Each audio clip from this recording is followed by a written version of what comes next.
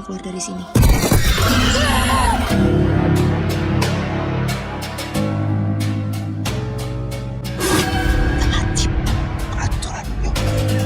yuk. Aku yakin kalau kita berdua kerja sama dan kita bisa keluar dari tempat ini secepatnya. We see a few people taking a little girl in front of a mirror and chanting, "Open the door to wealth in exchange for pure blood." Basically, they want to become rich by offering the child to a demon. Nearby, a man is lying on the floor completely covered in blood. The scene cuts, and we see her Vina. While cleaning a restroom, she suddenly sees the shadow of a man, but it disappears in an instant. Then all of a sudden, the bathroom fills with swarms of insects. After a short while, they vanish as well. Next we see Ervina's mother. She closes a mirror and pricks her finger with a needle. Just then, Vina asks her if she feels like a new needle, piercing her body. It seems her mother does this every day. We learn that Ervina is seeing a psychiatrist, and despite taking medication, she is still experiencing hallucinations. Vina says that all of this has started only recently. Their family's financial condition is also very bad. Vina suggests to her mother that they sell the house and move into a cheaper rental place, but her mother flatly refuses. The next morning, Vina's son Jode insists on going to the beach with his friends, but Vina says no. Judd gets upset, so Ervina gently comforts him. Then we see Ervina's brother, Ryan, who is a heavy gambler and drowning in debt. Soon, creditors start shouting outside the house, demanding their money back immediately. Ryan tells Vina to go outside and handle the situation. Vina clearly says that the money she has is only for basic survival, not to pay off Ryan's debts. Ryan suggests she take a loan from her workplace. Without arguing, Ervina quietly leaves for work with Jode through the back door. On the way, she puts up a house for sale sign, but a man angrily pulls it down. In the next scene, Ervina arrives at her factory. It's payday. As soon as she receives her salary, she realizes that a large amount has been deducted due to an old loan. Distressed, Ervina says she urgently needs money and asks for a new loan. However, her boss refuses and sarcastically asks, "How are you even going to repay another loan?" Giving her life for her broken heart, Ervina returns to work. Jode insists on playing, but since it's working time, Ervina refuses. Upset, Jode secretly wanders toward the factory's dangerous flying room. Suddenly the sound of a horrific accident is heard. "Mom, it hurts so much." Jode's scream echoes. People start shouting, "Save the child."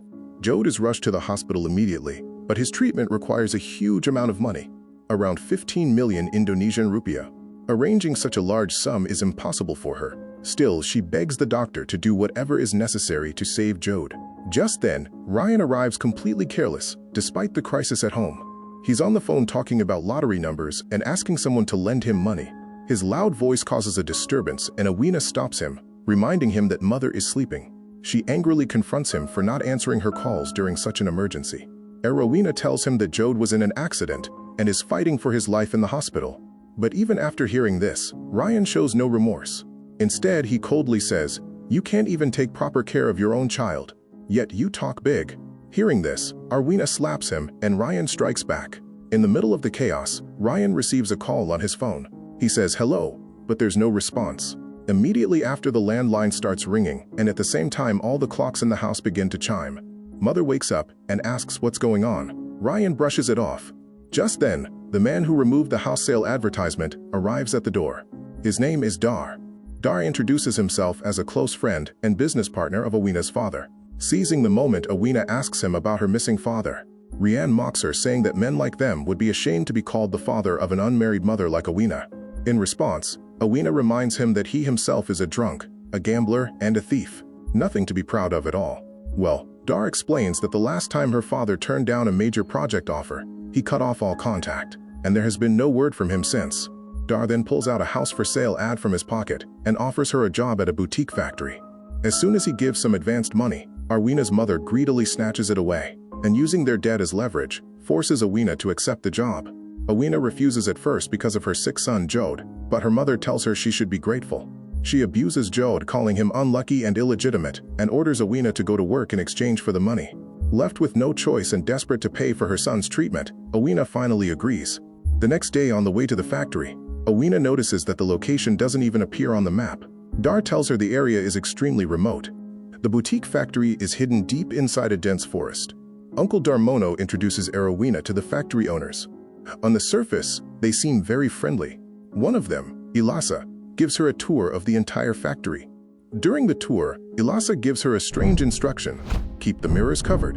In conversation, he mentions that Arwena's father, Dar, and he himself were once friends, and that her father had a hand in setting up the factory. However, their friendship didn't survive the pressures of business. Arowena says her father has been missing since she was 7 years old, yet she is still waiting for him to return.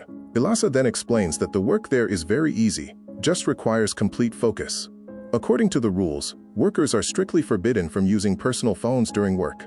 Awana wants to keep her phone with her in case she gets news about her sick son, but Ilasa refuses. He says there is no mobile signal there anyway, though in an emergency, she can use the office phone. Finally, one more strange rule is revealed. The moment a specific song starts playing in the factory, everyone must leave immediately. After that, Arwena is taken to the dormitory, built right behind the factory. When Arvina enters her room, she sees a girl sitting on the bed crying. But the moment the girl notices Arvina, she strangely leaves the room without saying a word. On the opposite bed, someone else is sleeping in a deep sleep. Arvina goes to the bathroom to freshen up. As soon as she looks at the water tank, she notices bubbles rising on their own. Suddenly, her sick son's lifeless body starts floating up from inside the water. Terrified, Arvina immediately runs away. The next morning, Arvina meets her roommate, Tree. During their conversation, Arvina asks about the girl who was sleeping on the opposite bed the previous night. Tree looks at her in shock. Arvina then notices that the bed is covered in a thick layer of dust, as if no one has slept there for years. That means the person she saw last night wasn't human. On the way to the factory, Tree strictly warns Arvina about the rules. She says Arvina was lucky to survive the previous night. Tree clearly states that when a specific song starts playing, she must never step outside, and over time work is absolutely forbidden. She warns that the more rules you break, the harder it becomes to leave this place. Tria explains that to survive here, one must keep their eyes and ears open and stay fully focused on their work. In the next scene, we see the inside of the factory. Suddenly, a major announcement is made. Eliasa announces that selected workers will get a golden opportunity to be transferred to Don's new factory. Those who are chosen will receive a bonus and triple their current salary. When the workers ask how the selection will be done, Eliasa says he has a special list to choose the best workers. Tempted by the offer, everyone gets back to work. While working, Arvina keeps making mistakes in boutique printing. She asks Tree for help. Tree teaches her how to gently press and align the corners so the color doesn't become too dark. However, Arvina keeps getting distracted. Because of this, she finishes late and prepares to leave the factory last. Suddenly, the no entry door behind her opens on its own, and Arvina feels like someone is calling her name from inside. As she follows the voice toward the forbidden door, another worker, Awang, steps in and stops her. Awang warns her that it's not safe to wander around here after the holidays and shows her the way to the dormitory. That night, when Awana returns to the dorm, she finds the entire place deserted. When she goes to the dispenser to get some water, she starts trembling. Instead of water, a blood-red liquid begins pouring into the glass. Inside the tank, a severed human head keeps calling out her name again and again. Anna. The scene cuts to the next day. Miss Ram is checking the quality during printing. Because of a small mistake in printing, a pregnant female worker is blamed. Crying, she says she didn't make the mistake on purpose. It happened accidentally, but Ram coldly says that there is no forgiveness for mistakes. Despite being pregnant, the woman is forcibly dragged away. Taking advantage of the moment, Arwena secretly puts the boutique she made into Trey's basket. After the checking, Tree asks Arwena why she helped her. That's when Arwena reveals her real plan. She explains that to catch Mr. Ilis's attention in getting selected, hard work alone isn't enough. You also need the right technique. Arwena had realized that Tree's true goal was to get transferred to Tibun's new factory.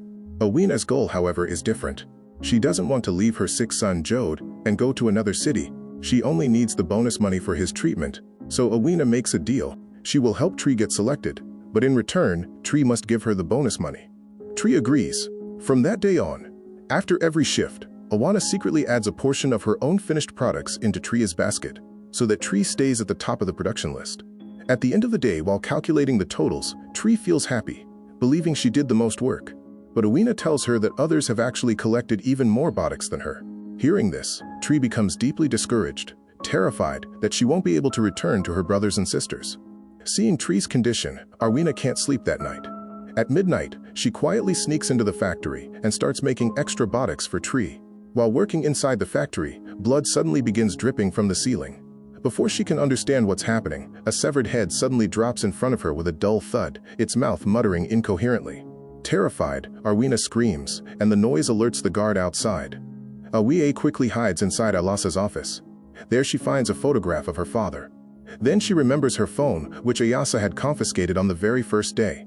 She starts searching the cupboard for her phone so she can get news about Jod. Just then she hears the sound of crying. When she turns around, she sees the same pregnant woman who had been thrown out a few days earlier. But her face has now become horrifying. The woman slowly steps forward and shows Awina her blood-soaked belly. The scene cuts to the next morning. Awina wakes up, and as soon as she pulls back the blanket, she sees dozens of leeches crawling all over her body. Tree quickly helps her by sprinkling salt on them. Finally, the moment arrives. Mr. Ilasa comes to announce everyone's work results.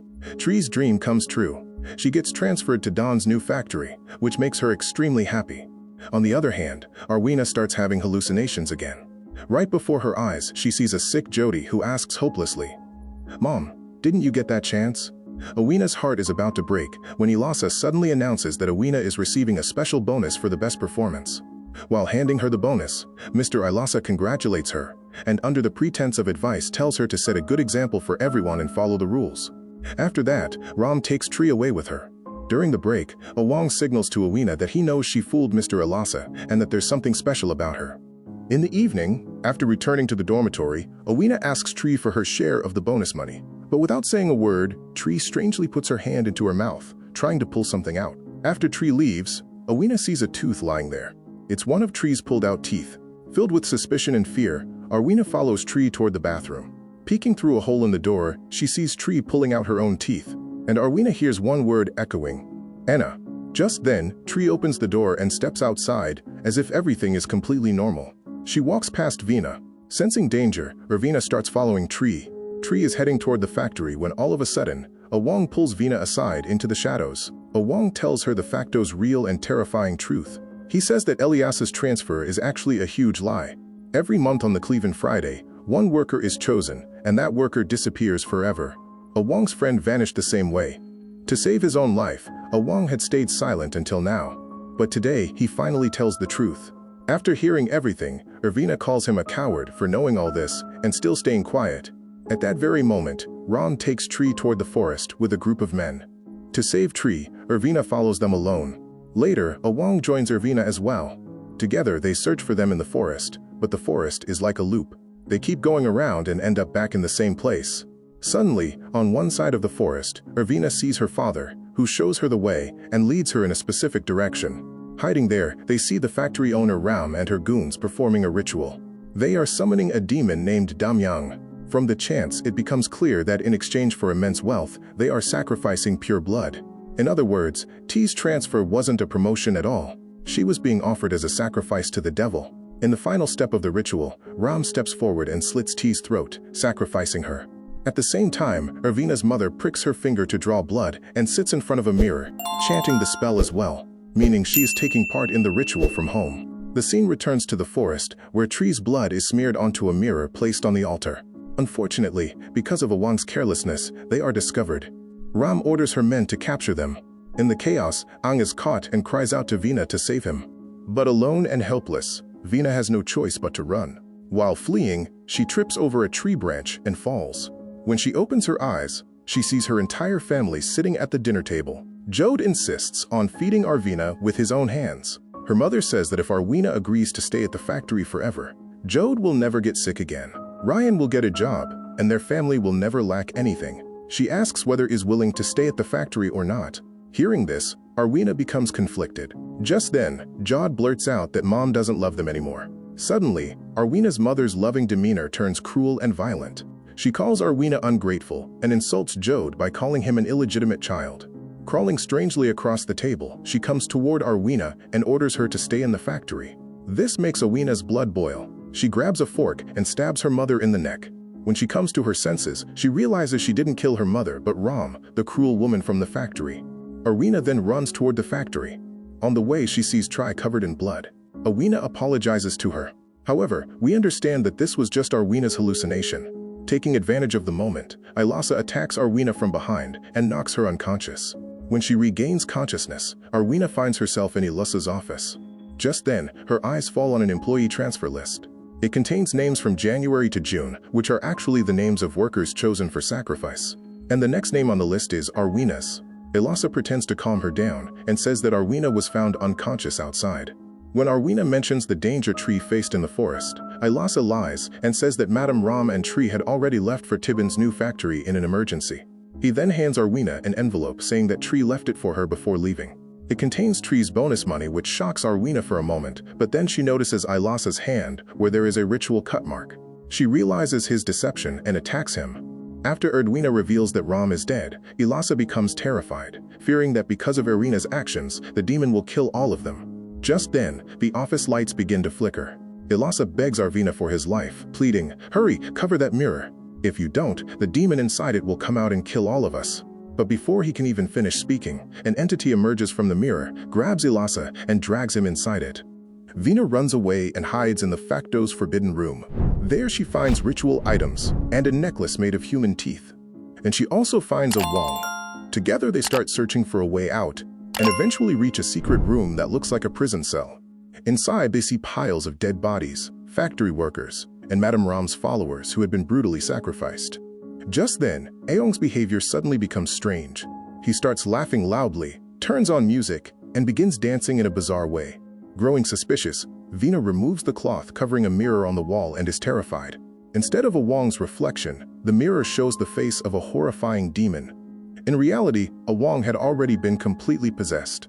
A Wong then violently slams Urbina to the ground and shows her a flashback. To increase the Facto's wealth and power, Ram, Ilasa, and Dar had turned to black magic. Ireva's father had protested against this injustice, but he never imagined that his own wife was also involved. To escape poverty, Irvina's mother had sworn that very day to offer Irvina to the demon. Ram then slits father's throat and killed him. Vina was kept alive for only one reason, so that she could be sacrificed when the right time came. Irva finally realizes that her own mother was part of this hell. The demon then says, "Now you understand, Irvina. Your own family handed you over to us to repay their debt." Then the devil ties her to a pillar and prepares her for sacrifice. But Arwena breaks free from the bindings and escapes, hiding in a room where the bodies of many previously sacrificed people are hanging.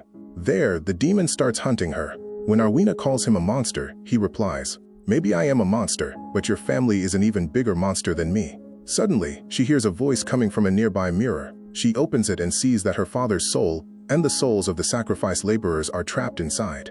Without hesitation, she strikes the mirror. The devil screams in pain, and in rage shoves Weena and drags her back to the same ritual site in the forest. The devil inside a Wong's body begins choking. She fights back and knocks him to the ground. But then the devil plays a dirty trick. He takes the form of son, Jode. Because of her motherly love, hesitates. The next moment, Jode's face twists into something terrifying, and he attacks her again. Weena realizes this is not her son. It's mental torture. Unable to bear it, she decides to take her own life. Shockingly, every injury she inflicts on herself also appears on the devil's body. Finally, the altar mirror explodes, and the demon is expelled from Aang's body. Meanwhile, there isn't even a scratch on Arwena. In the end, her father's soul appears, hugs her, says goodbye, and disappears into the air. When the drug's effect wears off, Arwena sees the tree, and Aang's dead body lying there. After everything is over, she returns home. Because the ritual failed, her mother is on the brink of death. Arwena sits in front of her mother, smiles, and opens the mirror. Before leaving the room, she takes out the same scissors she used to destroy all the evil energy. She cuts her mother's wrist with those scissors, causing her to bleed to death. As she steps out of the room, she is reunited with her son Jode. Although Jode's face is badly burned, he is alive. In the movie's post-credit scene, we see Demano again. He is searching for new victims, luring poor and desperate people with the promise of high salaries, trapping them once again in the same well of death. And with this, the movie ends. Let me know your thoughts in the comments section. Also subscribe to this channel for more stories like this.